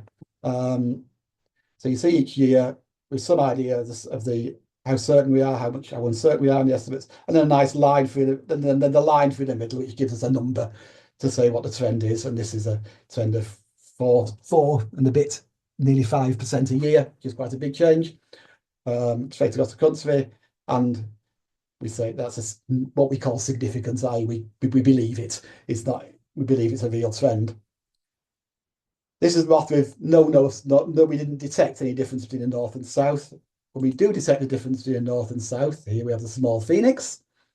Instead of you then get a flight periods for the north and the south in different colours. So you can see that in the south, there's a relatively small first brood, a big second brood, whereas in the north, we're getting the two broods are much more similar in size. There is a difference in the flight periods between the two parts of the country and how they behave, and there's a difference in the trends. So the one in the north, the red, is showing it's increasing in the north and decreasing in the south. And you've got the estimates of the rates if you want those numbers. And you can see also what's interesting is there's also the up and down, the local trends from year to year, the sort of fluctuations from year to year are the same in the two parts of the country, but the overall it's going up in one and down in the other, with one it's sort of superimposed on this sort of year-to-year fluctuation. What that's telling us, I have no idea, because I don't know what is there some biology in here, or is it just good and bad years weather-wise? I don't know. We don't know. And they're the sort of questions that we might want to start thinking about, but we need to think down at species level. So 5 examples, it says, and 173 others are on the website for you to look at. Dot moth is one. This is one of the ones that's doing really, really quite badly, and seems to have decreased an awful lot. Very similar flight periods, bit of variation over time, of year to year, but not a lot. But very big decrease over time, particularly since so 2014, 2015. So that is a moth that we should be worried about. And you can even see that in the distribution maps. There's far less red here. Far fewer people are seeing it in the later years than they were in the former years. Dunbar. One of the nice things about talking to a moth audience is you don't have to choose the pretty moths. In fact, all the moths I've got examples of here are the little brown things, which we like, but it's nice to be able to show these without having to have to pick out all your pretty pictures of the flashy moths that we use to encourage people to be interested in moths. So there's another one which is increasing in the north and decreasing in the south. What it's about? Well, why? Is this another climate change one? Quite likely. Again, this drop in this period here is across the country. But again, it's showing these trends, which are interesting and probably very informative. Lunar underwing is another one. This one is increasing, seems to be increasing everywhere. This is a moth I never saw till 2018, something like that. And now started seeing one or two, only one or two, but never used to see it at all when I first started trapping. And it's increasing everywhere, both the north and the south are increasing, but it seems to be increasing a little bit faster in the north than it is in the south. So another story there. Now, why this moth is doing well, I have no idea. If anybody's got ideas, I'd be interested to know. Cetaceous Hebrew character.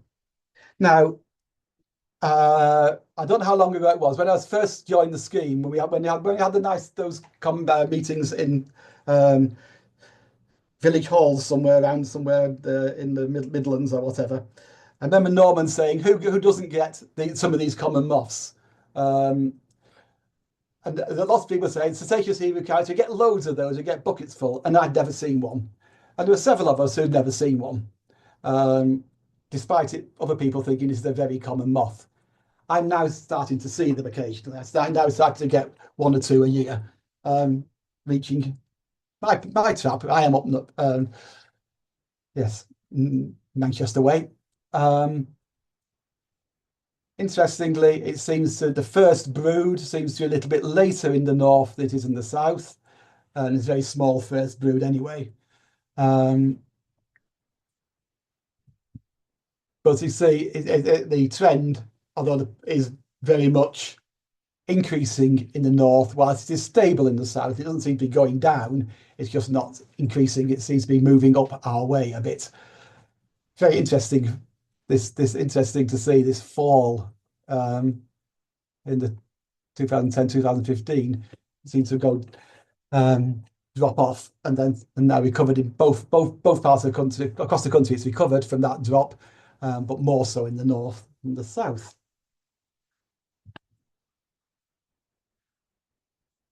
The common wainscot is one of the few that is actually doing better in the south than the north. And very interestingly, there's a very different pattern of flight periods of phrenology in the two regions. So North is very much a very strong, very much for a bigger first brood and a small second brood, whereas in the South it seems to have a small first brood and a bigger second brood. Because these are relative, it's possible if you put in the same, this would be right up here if you made on the same scale. But it's showing, and I think this may be one of the ones that can benefit from global heating, because you've got this very flexible brood pattern.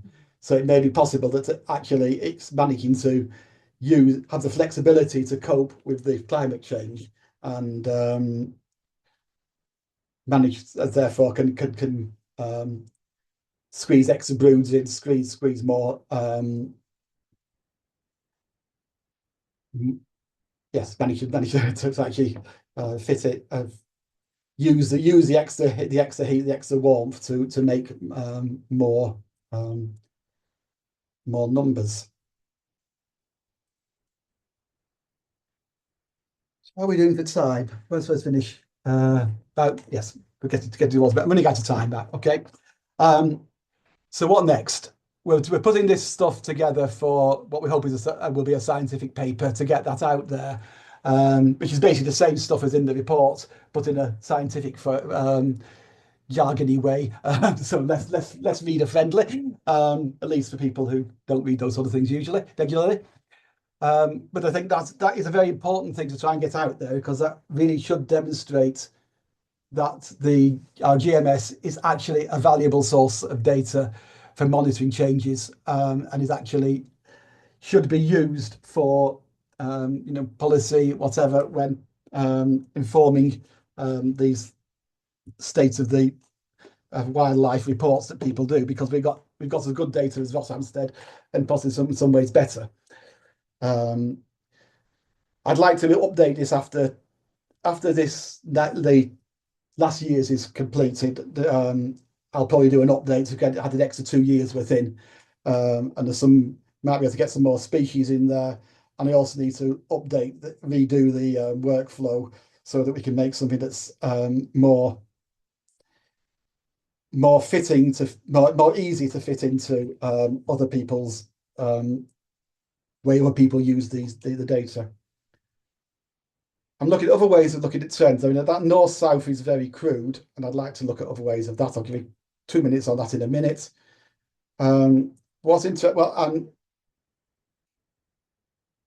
The question is going to be what is driving these changes, and I think there are one say is 100 and whatever it is different stories. There must be some common features going on, but I think we've got climate change is pushing things one way, and that will affect different species in different ways. The environmental changes, the loss of habitat and the creation of habitat, the effects of various environmental schemes are pushing in different directions in different parts of the country and different times. And I think this sort of data gives us the scope to start unraveling some of these questions, but quite how we do it is a challenge. So a quick look at other ways of looking at data, which I'm playing with. I think we've got enough data, just about, to start looking for at least the commonest species, looking regionally rather than just north-south. So we can produce these maps which show the changes, which moths are increasing and which ones are decreasing in our different GMS regions. And the GMS regions are a nice one to choose because, roughly speaking, they're the same sort of size in terms of amount of data. So for the Cetaceous Hebrew character we talked about before, we can see that in the two southern regions, it's decreasing, whilst in Scotland, Ireland, and certainly the east of the country and the north, it's increasing. So this is very much showing a northern movement. And we can look at the flight periods in a slightly more detailed way by region, and everywhere is roughly the same, except Scotland, which is doing something really quite strange, because it seems to be starting to squeeze an extra brood in, where they used to be single brooded, and now seems to be going to be having two broods, two generations. So we look regionally, we can start to see this sort of movement, I think. I've got maps like this of most species. I'm not sure I believe them all yet. There's some work to be done to make that solid. But if people are interested in any particular species, I can certainly share what I've got, but I wouldn't put it out there publicly yet. The common wainscot is the one that seems to be doing the other way, is doing much better in the south, and it's actually decreasing in Scotland, but is increasing in the south. That was one of the few that was doing the other way round, wasn't it? And very different flight periods depending where you are. So Scotland is was single, definitely a single brood. Down south, it's getting two almost continuous in the middle, and in between, it's doing in between things. So again, this is the one that's got this flexibility, which might be why it's able to do better. So it actually take advantage of climate change down there. But why we're losing it up there, if that's true, I'm not sure. The other thing I'm playing with, one thing, if you look at where the traps are, we've got very good coverage across the country. Certainly for mainland UK, we don't for Ireland. Ireland's is very patchy, but for the mainland UK and Scotland, we've got very good coverage. So we might be able to actually, rather than looking regionally, start to do some sort of space-time modelling and get some more interesting plots, or even more confusing plots, depending on what you think about the sorts of plots I produce. So that's really what I wanted to say, and I'm about 1 minute over. Sorry. Can you help? Yes, you can all help. Keep it on trapping and recording, and that is, as was said before, this is the key to the whole scheme. And we've now got evidence that this scheme is really producing solid, good data about trends and about what's happening with moths. So it is, can feed into all sorts of other places, providing we can keep it going. So keep on trapping and recording, and really these long sequences are really useful. Any data is useful, even if people only trap for 1 year. That is giving us information we can use. That helps define the flight periods, if nothing else. So all data is useful, but some data is more useful than others. And the longer the sequences, we're using the same trap in the same garden. That data is that's the gold dust that we really, really do like. So adding an extra year, keeping going is keep going, because the longer you keep going for, the better the data is, and spread the word.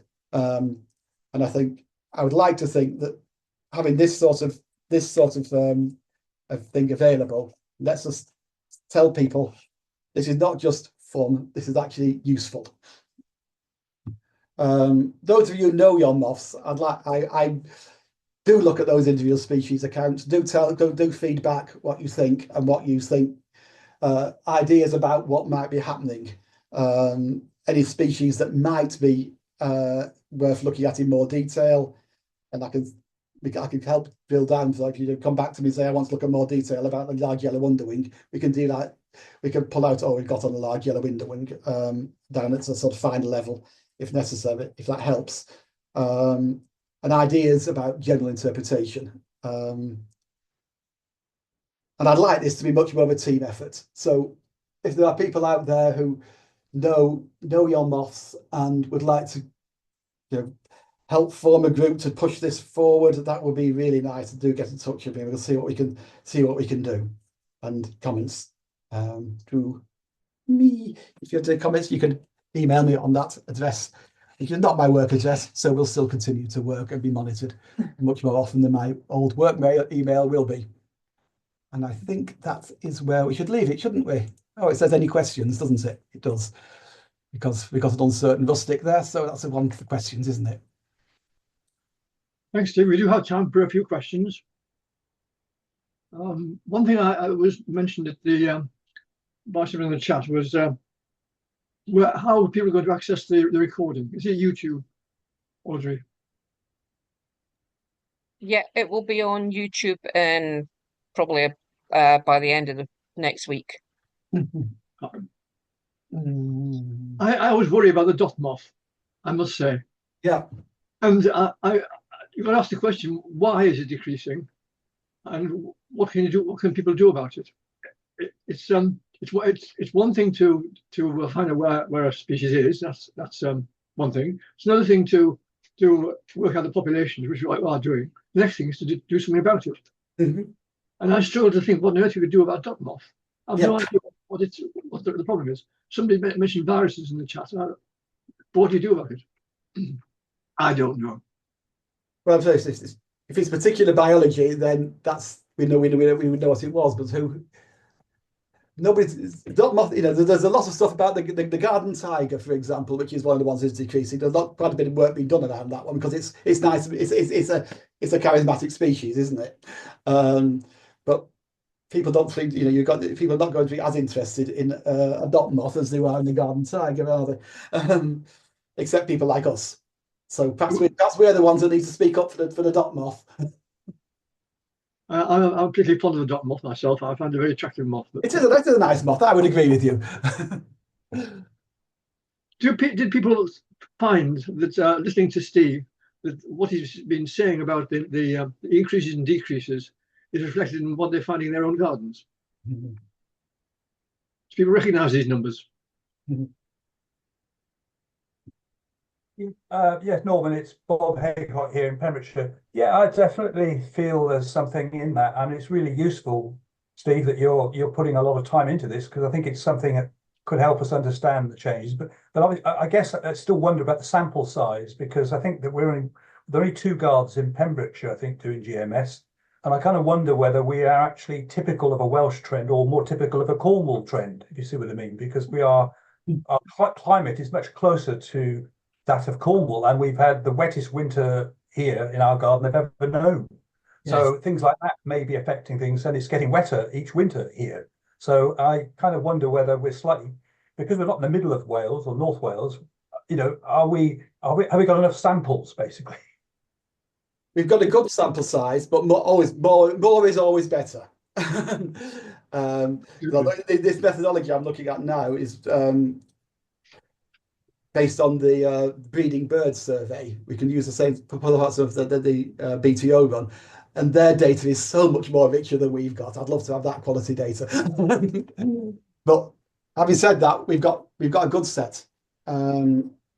This is good data, and it is richer than the Rothamsted survey.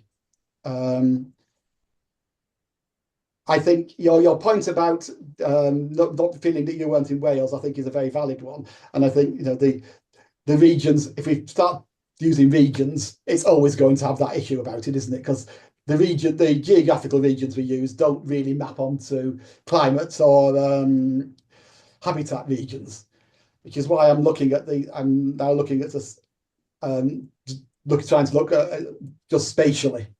Just how things vary over space. So your Pembrokeshire it will be know that you're near Cornwall, rather than trying to put you in with Wales. So that's the methodology I'm looking at. Whether it's feasible or not is we shall wait to see, because it's very computation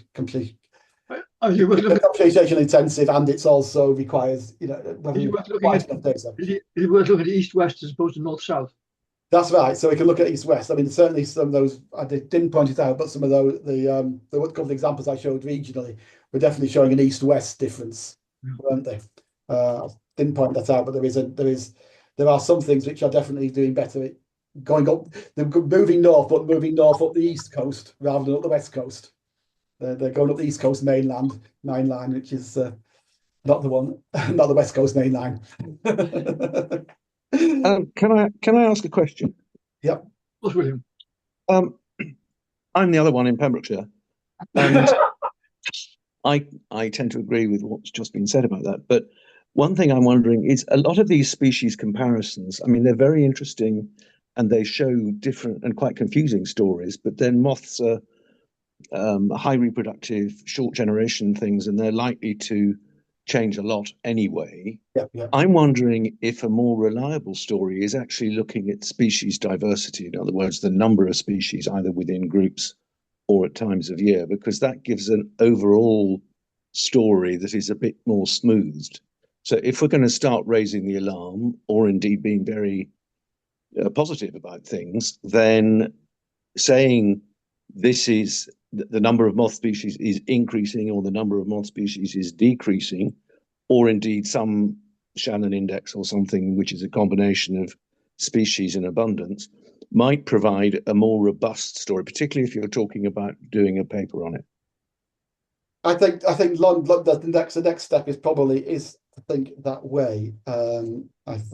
You're right.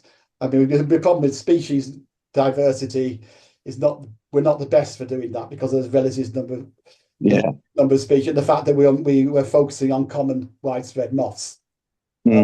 So we're not necessarily the best for doing that, but I think there is something. No, but I mean, you could do some sort of common. I mean, there are indices that combine abundance and the number of species. So you could do some sort of. But all I'm getting at is that driving a conservation strategy, for example, on the fact that one species or two species are declining, perhaps isn't the way to do it. What you need to say is, look, we're losing overall numbers, and we're losing species significantly, and you have to have combined indices in order to. I think you're right, but we've got to find the right indices that work for the data that we've got. No, I mean, it's a fascinating story. And if you've got ideas, I'd love to talk to you about it, because I think there's. No, I could do the modelling, but I can't. I'm not sure I can do the species stuff. Yeah. That's the problem. It is. Sounds like you two working together would be a good idea. There are very. There are a lot of species and a lot of different things going on, aren't there? And that's a real challenge, I think, going forward with it. Or the real thing that this data can give us is, I mean, I think what we can say is that that sort of richness, the sort of richness of data that we've now got, gives us a chance to start asking those sorts of questions. Sure. I'm getting a lot of. It needs to go, I think, and this is the kind of the first step. Oh no, very much, but it's a brilliant step. I mean, it's wonderful stuff. But I mean, I've just noticed over recent years, I'm getting people to say, look, why are we spending huge amounts of money on trying to conserve one species, for example, in a changing environment? Perhaps we shouldn't be doing that. We should be trying to make sure that the place that perhaps loses one species gains others, and so the diversity of the habitat is maintained. Yeah. Mm-hmm. And we shouldn't be quite so worried about whether a butterfly or a moth has moved from where we'd like it to be, or where we're used to it being, to 100 miles further north. Yes. I think that is very much the way the garden moth scheme was devised in the first place. Sure. Remember that there are so many other species than the flagship species. There's so many other ones that need to be looked at and included in strategies going forward. And I think that's what we are starting to be able to do. Mm. No, but it's brilliant stuff. It's been fascinating listening to it. Thank you very much for presenting.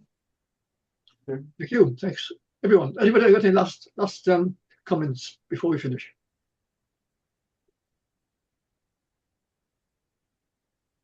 Norman, can you make sure we have a good summer? We want decent, warm, sunny weather starting next week. Yeah, I'll put in a word in the right quarters. Wouldn't it be nice?